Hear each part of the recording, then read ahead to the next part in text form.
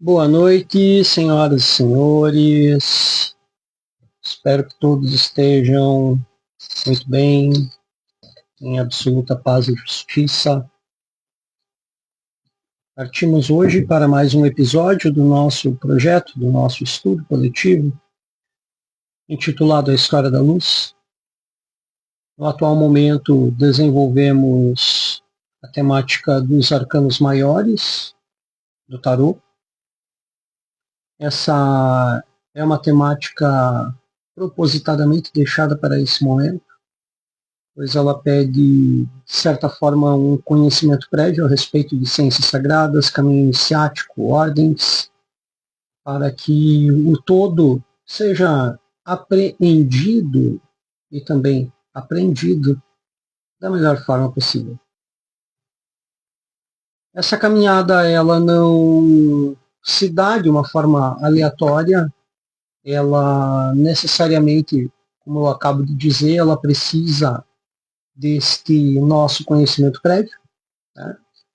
Estamos aqui no momento, no episódio 52, 53, não me recordo agora, onde a necessária passagem do estudo, compreendendo ciências sagradas, aquilo que é objetivo, subjetivo, e também daquele todo, mesmo que superficial, que tenhamos abordado a respeito de simbolismo esotérico, é necessário para a compreensão destes arquétipos que se apresentam dentro do grande compêndio dos arcanos maiores do tarô. Não pretendemos aqui de forma alguma criar novos conceitos, apresentamos obviamente aquilo que já é estudado por nós desde os idos de 97 e 98, que é a origem desse material, como já explicado em outros momentos também. Mas, neste momento, decidimos compartilhar. É claro, já havia sido publicado anteriormente no nosso antigo programa de rádio, Conexão Mística, que também teve seus episódios upados no YouTube, mas aqui, agora de uma forma mais direta, mais limpa, sem todo aquele protocolo do que é normalmente necessário dentro de um ambiente vinculado à radiodifusão. Bem, e mesmo assim, envio aqui um fraterno abraço a todos aqueles que estiveram envolvidos na produção, né, do antigo programa de rádio Conexão Mística. Bem, avançamos. Necessariamente no dia de hoje vamos para aquele conceito ligado ao arcano 17, onde intitulado A Estrela, né, também como nosso costume. Inicialmente também nós recapitulamos o que foi exposto no momento anterior. Também, volto a dizer, não pretendemos aqui chover no molhado ou reinventar a roda. Pretendemos apenas compartilhar aquilo que faz parte da temática do conhecimento tido pelos martinistas também em relação aos arcanos maiores do tarô. Avançamos então com a nossa prece de abertura, pedido ao grande Deus, grande arquiteto do universo, o Altíssimo, a Yeshua, o iniciado perfeito, a Rua Hakadosh, o sopro do santo, ou o Espírito Santo, que por meio de suas luzes permitam aqui a presença do nosso muito querido arcanjo Micael, dos Beni Elohim, por meio de Elohim Tsavaot, e que faça que a presença do nosso docílimo, sempre presente, e Anauel, que nossa língua, nossas palavras medeiem a senda justa que está entre Jaquim e Boaz. Que assim seja. Avançamos então para o presente episódio, relembrando o nosso apresentado no momento anterior, relacionado Le Maison Dieu, ou a Casa de Deus, aquilo que foi apresentado aqui conforme nossa opinião, obviamente, talvez a mais nefasta lâmina dentro do tarô. Ela apresenta para nós que, por meio da hierarquia dos mundos, tudo aquilo que nós fazemos também tem um retorno certo, e que tudo aquilo que nós fazemos e que vá contra o que é para nós um conceito de sagrado, aquela religião interior, religio vera, tá? Que cada um de nós tem esses conceitos em si, não precisa necessariamente estar ligado a um caminho exotérico, a um caminho religioso, mas sim aquilo que você considera sagrado. No momento que você fere isso, em algum momento você terá a contrapartida. Podemos, obviamente, né, habitualmente trazemos o conceito de karma e dharma dentro de todo o nosso estudo, pelo menos é aquilo que, de uma forma muito particular, eu vejo um nexo. E, enfim, lembrando que o que nós apresentamos e sugerimos aqui faz parte de uma caminhada de auto-iniciação, de autorrealização. Não estamos aqui de forma alguma querendo formar tarólogos, adivinhos, cartomantes. Não compactuamos com essas questões. Nada contra também, mas nada a favor. O que nós pretendemos é que cada um de vocês esteja apto a utilizar destas ferramentas simbólicas e arquetípicas para a sua própria construção pessoal. Então, eis aqui uma lâmina que apresenta para nós esse conceito. No momento que você fere aquilo que é sagrado para você, você será derrubado. O interessante é que todo aquele que tem vontade se levanta e continua. E é isso que nós aguardamos. Levante-se, sacuda a poeira, reveja teus pensamentos, palavras e atos. E a partir disso, conceitue para você realmente aquilo que é sagrado, isso faz sentido, isso não faz sentido, enfim. Mas coloque a mão na massa e faça com que as coisas verdadeiramente aconteçam de verdade, de uma forma que te conduza à autorrealização. Aqui nós temos ligada a lâmina, seguindo aquele nosso esquema inicial, já comentado, lâmina com sua relação direta à letra hebraica.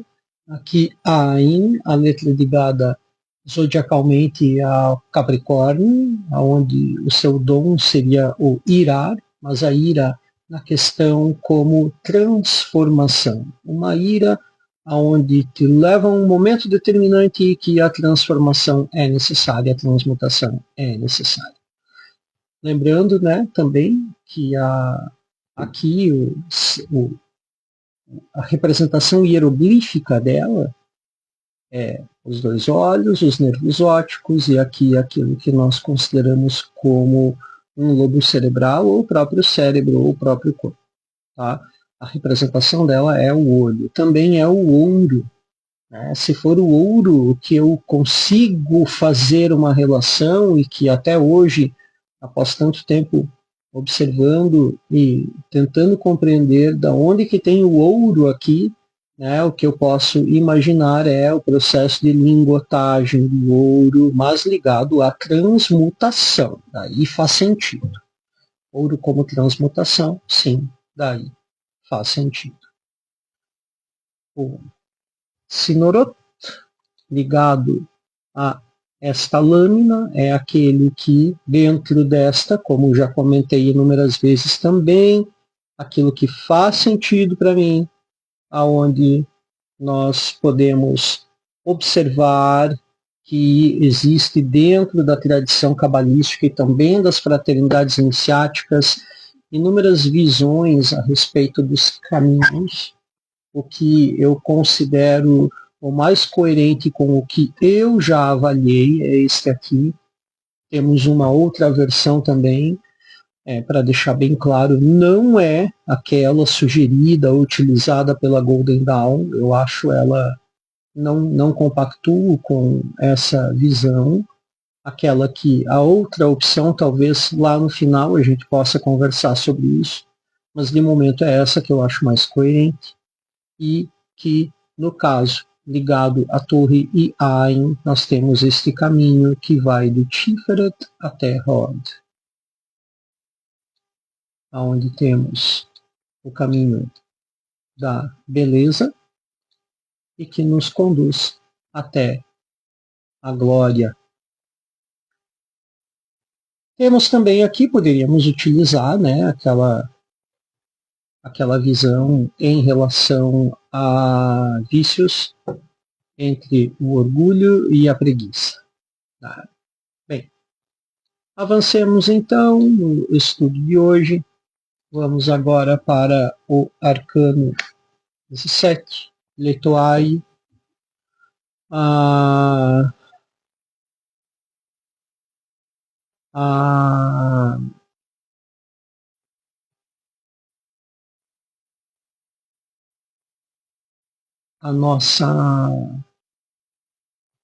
O nosso momento aqui, perdão, deu uma travada.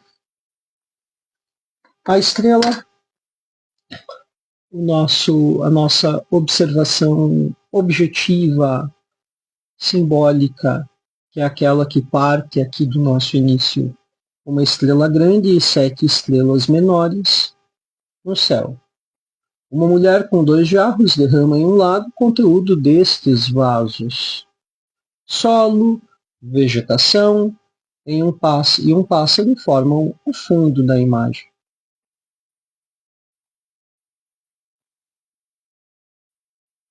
A estrela apresenta a origem da força, que aqui no mundo da manifestação, ou seja, da forma, a matéria. É aquilo que vai formar a matéria aqui no mundo da manifestação, ou o mundo fenomênico. Podemos aqui lembrar que a forma da matéria é possibilitada pelo resultado da união de 2 energias. Uma energia elétrica, que é aquela energia surgida, originada no centro do universo, e a outra é a magnética, energia originada, surgida, formada no centro do nosso mundo, no centro do nosso planeta. A união de ambas energias plasma a energia eletromagnética, que é responsável pelas forças de adesão, repulsão, atração e coesão. Tudo aquilo que já conversamos várias vezes. Se a gente for pensando, evoluindo esse pensamento, nós chegamos até lá nas leis da termodinâmica. Aqui na manifestação, lembrando muito bem.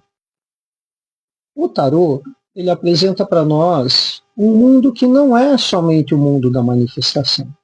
Ele fará sentido no mundo da manifestação? É óbvio que fará. É a nossa relação. As figuras aqui são humanas, a paisagem é a natureza, as luminárias celestes estão aqui apresentadas para nós. Mas isso também está em outros mundos, aquilo que habitualmente repito em outros episódios. Nós temos uma hierarquia dos mundos, aqui nós temos um mundo de uma densidade específica, um mundo onde há necessidade de pai e mãe, não é? Um mundo onde há necessidade de gêneros. Os mundos acima já não há necessidade de uma reprodução. É um mundo habitado por almas, outros corpos, espírito, compreende? Voltando ao nosso plano aqui. Sem estas forças, ou seja, adesão, repulsão, atração e coesão, a matéria não se sustenta. As coisas se tornariam pó. E é graças a estes 4 fenômenos que a matéria sustenta a sua estrutura molecular, a sua estrutura atômica, que tudo aquilo que tem forma, tem forma. Mas onde é que a nutrição, que é a palavra-chave que eu pessoalmente dou a esta lâmina, aonde é que se encaixa neste debate? É simples. A nutrição dentro da matéria, ela é possibilitada pelo elemento água. Aquilo que dá umidade, aquilo que dá resistência, aquilo que sustenta as coisas. Se não for aqui pelo elemento água, lembrando que esse papo pode parecer maluco demais, mas nós falamos de elementos ligados às leis naturais, que é aquilo que o grande arquiteto, que o Altíssimo utilizou para formar o mundo, formar todo o universo.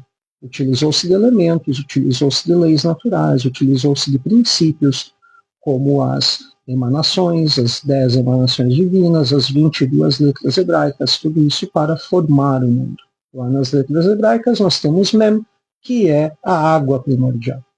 Não é a relação que nós faremos aqui com essa lâmina, a letra Mem, mas avançando nesse histórico, nós temos aqui a água, então, como um elemento que nutre a matéria, dando vida às coisas. Pode parecer que não, mas tudo isso que está ao nosso redor, se não fosse pela água que há na liga das coisas, na liga dos elementos, nada se sustentaria. Estaríamos num mundo de poeira e nós mesmos seríamos pó. Bem, mas onde é que nutrição se encaixa nesse debate? É simples. A nutrição é possibilitada pelo elemento água. A natureza não seria quem é sem o elemento água. Ele é o principal elemento de construção do todo material. Além de, obviamente, nutrir os seres que habitam nesta nossa natureza. Ou seja, sem a água, a manifestação não seria o todo que vemos, não seria a realidade que nós encaramos. Gostaria de lembrar que nossos episódios são transmitidos pelo Instagram para que o arquivo seja depois baixado e este arquivo assim baixado seja upado no YouTube.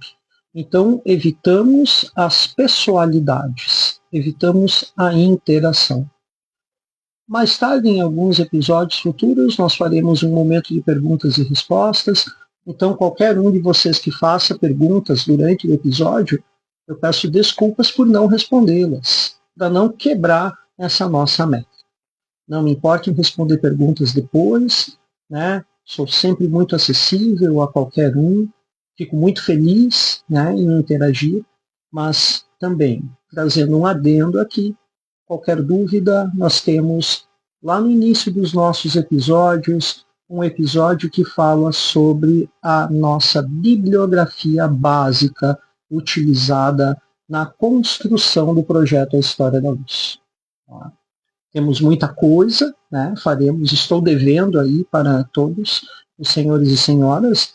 A parte 2 da bibliografia seria não mais uma bibliografia básica, mas uma bibliografia intermediária, né, que possa também auxiliar a todos. Se formos trabalhar com referências bibliográficas dentro desse estudo, nós passaríamos mais falando sobre autores do que propriamente dito o nosso projeto. Isso aqui é o resultado de uma pesquisa que se iniciou aproximadamente entre os anos de 97 e 98 e que acabou tomando forma ano após ano, que chegou no que nós encontramos, nesse todo aqui, que faz parte dos nossos episódios. Bem, avançando então, deixando, né, esse adendo, vamos agora à observação subjetiva da lâmina. Como nosso protocolo, começamos pela observação, assim, aqueles que já passaram por disciplinas de História da Arte, nós observamos uma obra de arte, temos uma leitura objetiva e depois uma leitura subjetiva para chegar a uma observação crítica a respeito da arte e do artista. Nós não temos nenhuma intenção de comentar sobre a arte do artista aqui, mas sim sobre o seu significado subjetivo.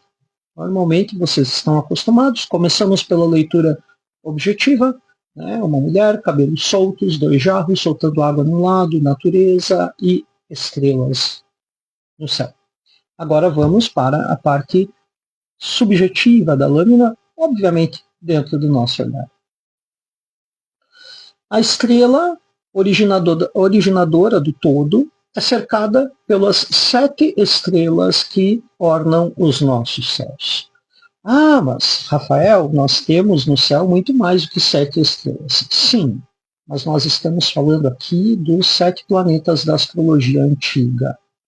Cada um deles, aqueles que tiverem curiosidade, podem procurar aí em qualquer lugar, se encontra hoje em dia, né, o esquema da estrela setenária, e a partir disso vocês têm acesso, então, a concepção setenária dos planetas, que deu origem, por exemplo, aos nomes dos dias da semana. Na língua portuguesa nós utilizamos, né, segunda-feira, terça-feira, mas em outras línguas tem normalmente o sinônimo planetário, ou, por exemplo, Monday, dia da lua, né, e por aí vai. A estrela original do todo é cercada, perdão, só um minutinho.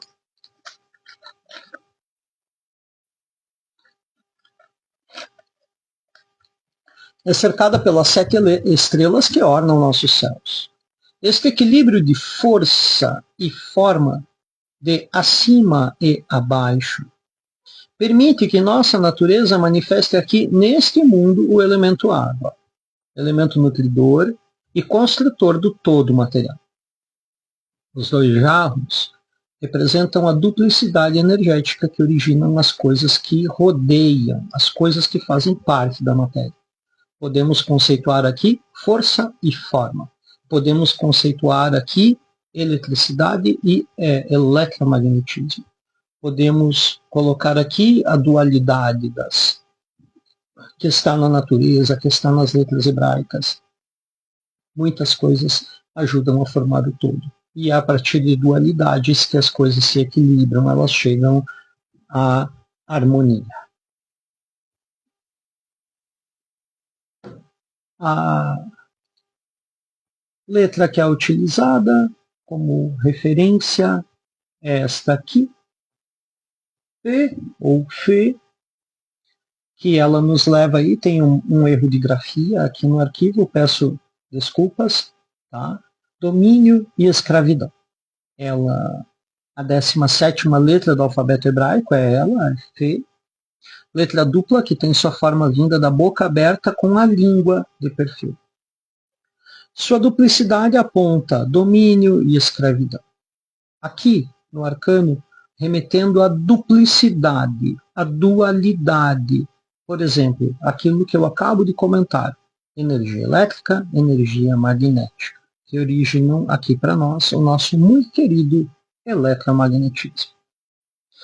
Eliphas Levi, na introdução de seu dogma ritual, ele aponta a respeito de fé e ele diz que prever todos os acontecimentos futuros que não dependam do livre-arbítrio superior ou de uma razão incompreensível.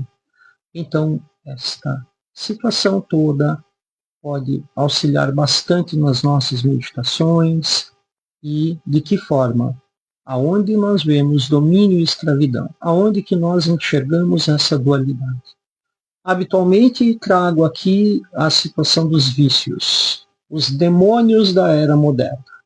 Aquilo que no passado eram demônios brutalmente apresentados nos tempos de hoje, com toda a lucidez que o momento nos permite, nós avançamos nessa visão. Os piores demônios são aqueles vícios que nos aprisionam.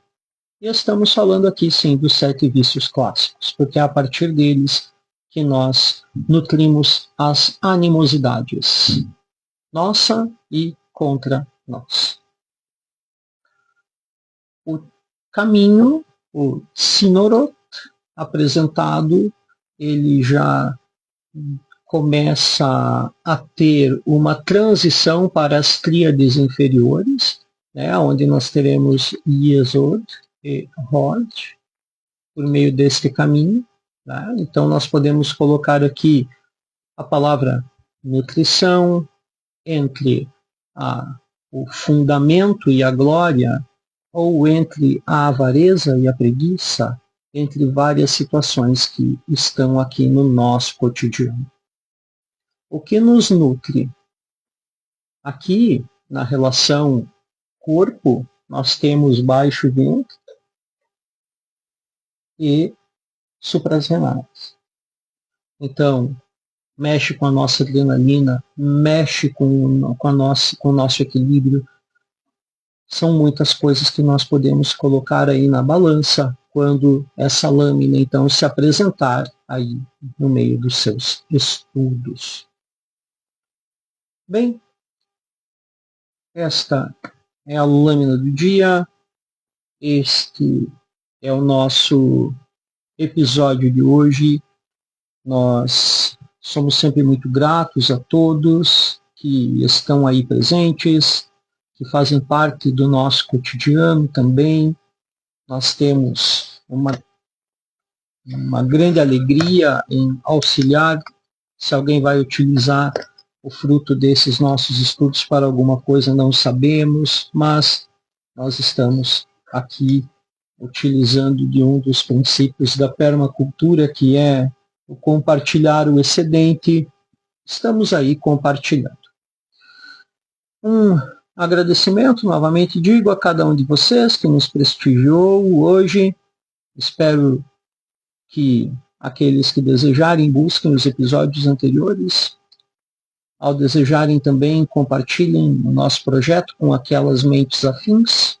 Estamos de pé e à ordem aí, ao desejo de cada um de vocês para maiores esclarecimentos. Se quiserem, entrem em contato conosco. O agradecimento aos nossos incentivadores, um agradecimento muito grande ao nosso irmão Júlio Bolles, da Artax Bis, Maquetes Eletrônicas, um grande arquiteto, nosso grande irmão de caminhada, nos auxiliou aí com parte dos equipamentos para facilitar o nosso desenvolvimento. Muito obrigado, irmão Júlio. Ao nosso irmão mais velho de caminhada, mestre Nelson Real Júnior, da Real Escola de Cabala Cristã. No YouTube vocês o encontram no Real-ECC, vídeos muito interessantes. Aqui no Instagram eu o marco por conveniência, mas ele não utiliza o seu Instagram, o qual ele utilizava para a publicação de suas fotos. Como bom canceriano, ele é um bom fotógrafo. O agradecimento a ele é pela disponibilização do material didático da escola, que faz parte ali das letras sagradas, que eu acabei usando de forma apressada, poderia ter corrigido ali uma palavrinha no dia de hoje, mas não tira de forma alguma, são todos aqui maduros, adultos, entendem que existem acidentes de digitação. Obrigado, irmão Nelson, por todo o seu exemplo, nesses 20 anos aí que trabalhamos juntos, 21 anos praticamente. Obrigado, irmão. Um abraço também a nosso irmão Marcelo Kostuchenko, da Kostuchenko Afiação e manutenção de equipamentos de pet shop, afiação de lâminas para pets, barbearia, facas, enfim, nosso grande irmão também de caminhada. Agradeço ao irmão sempre por suas energias positivas, seu auxílio metafísico. Muito obrigado, irmão. Ao nosso grande irmão, longe, mas sempre próximo, Edmundo Pelizari, pelo seu apoio metafísico. Vocês o encontram no @maulipelizari, o seu incentivo à nossa pesquisa, a presença sempre presente também, um grande irmão, assim como todos os quais eu agradeço aqui, assim como ao nosso irmão Leonardo Dávila, da Tetra de Edições, que tem essa maravilhosa edição de abertura da sua editora também, abrindo a série Opúsculos Alquímicos, obra de Geber, do estudo da maestria da busca pela pedra filosofal, edição bilíngue, latim, português, maravilhosa, maravilhosa, uma edição assim de nível de grandes editoras, papel pólen, edição limitada, recomendo a todos que adquiram. Ao nosso também grande abraço ao nosso irmão, frater, irmão de caminhada, Eduardo Becker, da Solve Digital, também pelo seu apoio metafísico, sempre presente com seus comentários. E aquele grande abraço a todos os irmãos da Societas Incógnita, sempre presentes com seu apoio metafísico, não apenas para nós, mas também pela humanidade. Bem, non nobis Domini, non nobis sed nomine tuo, da glória. Que fiquemos todos no bem, sempre.